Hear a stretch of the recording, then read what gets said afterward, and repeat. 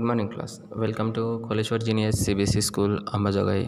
Koleshwar genius CBSE school में आपका सभी का स्वागत है।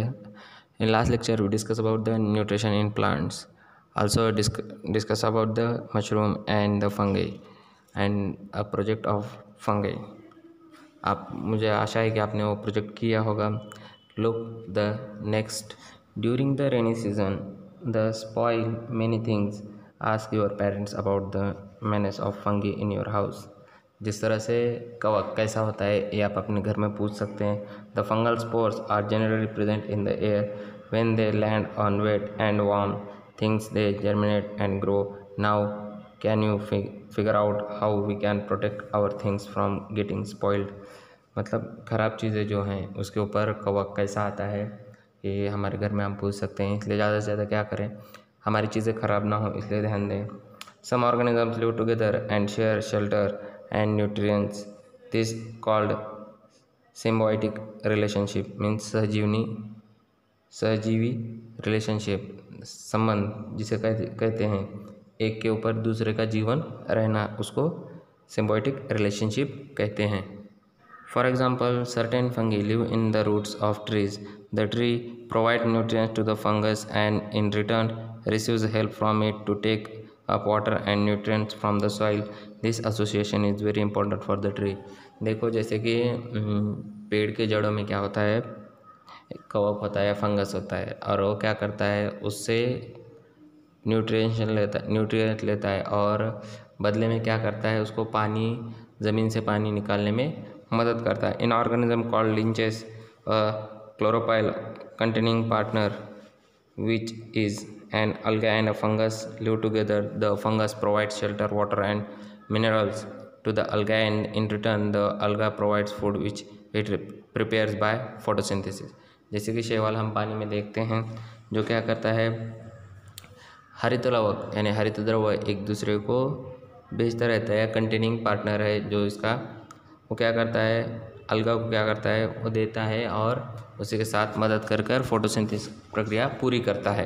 जैसे कि हम क्रिकेट मैच में पार्टनरशिप देखते हैं, उसी तरह क्या है, यहाँ पर एक दूसरे को मदद करके अपना काम निकाल लेना या काम पूरा कर लेना। The next, how nutrients are replenished in the soil. ये फिर से क्यों तैयार होते हैं या ये ज़मीन को किस तरह मदद कर कर पुनर्भरण उनका होता है, देखते हैं। Have you seen farmers spreading manure and fertilizer in the fields, or gardeners using them in lawns in posts? Do you know why they are laid at the soil?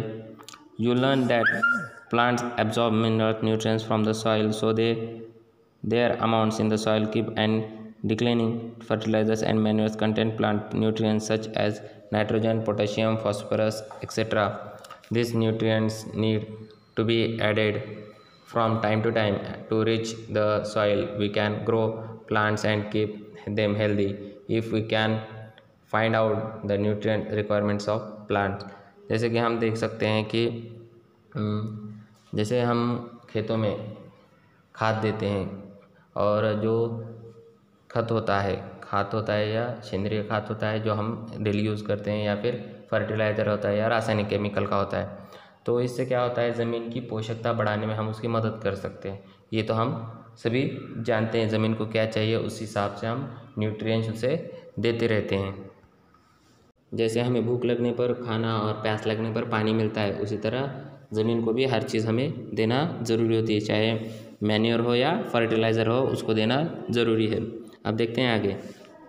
Usually crops require a lot of nitrogen to make proteins. After the harvest, the soil becomes deficient in nitrogen. Though nitrogen gas is available in plenty in the air, plants cannot use it in the manner they can use carbon dioxide. They need nitrogen in a soluble form. The bacteria called ribosome can take atmospheric nitrogen and convert it into a soluble form, but ribosome cannot make its own food, so it lives in the roots of gram, peas, moong, beans and other legumes and provides them with nitrogen. Most of the pulses are obtained from leguminous plants. In return, the plants provide food and shelter to the bacteria. जैसे कि हम देखते हैं कि ज़मीन को क्या चाहिए, ज़्यादा से ज़्यादा नाइट्रोजन चाहिए। जैसे कि हमने फर्टिलाइज़र देखा, पोटेशियम, नाइट्रोजन एंड फॉस्फोरस हम ले सकते हैं, लेकिन हवा में इतना नाइट्रोजन होने के बावजूद भी क्या करता है वनस्पति कार्बन डाइऑक्साइड का इस्तेमाल करता है और ज़मीन खुद से क्या कर सकती नहीं, नाइट्रोजन ले नहीं सकती, क्योंकि हवा में बहुत ऊपर नाइट्रोजन होता है। इसलिए राइबोसोम जो है, जो उसके कहाँ रहता है, जड़ों में रहता है। जैसे कि हम देख सकते हैं मूंग दाल वगैरह जो भी है, बीन्स, उसमें ये ज़मीन में चिटका हुआ होता है या उनके अंदर ये राइबोसोम नाम का कीटक होता है। और इसी के साथ सभी पल्सेस, जितने भी दाल हैं, जैसे मूंग की हो, मसूर हो, कोई भी दाल में वो दिखाई देता है। और ये क्या है, उसका घर है, जो उसे क्या करते हैं, खाने के लिए भी देते हैं और रहने के लिए जगह भी देते हैं। ऐसा वो घर है राइबोसोम बैक्टीरिया का। अब देखते हैं आगे। They have a symbiotic relationship. This association is of great significance for the farmers. They do not need to add nitrogen fertilizers to the soil in which leguminous plants are grown. In this chapter, you learned that most of the plants are heterotrophs. Only a few plants adopt other modes of nutrition like parasitic and the saprotic. They derive nutrition from others organism. All animals are categorized heterotrophs since they depend on plants and other animals for food. Can we say that the insectivorous plants are partial heterotrophs?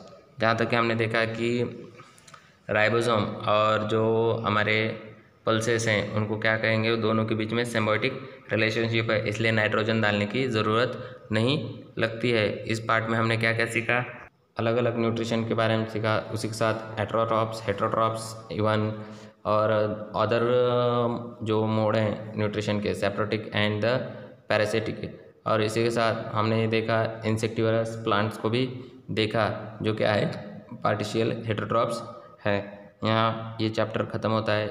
इसका प्रश्न उत्तर जो हैं हम अगले तासिका में देखेंगे। तब तक के लिए धन्यवाद। Have a good day, bye.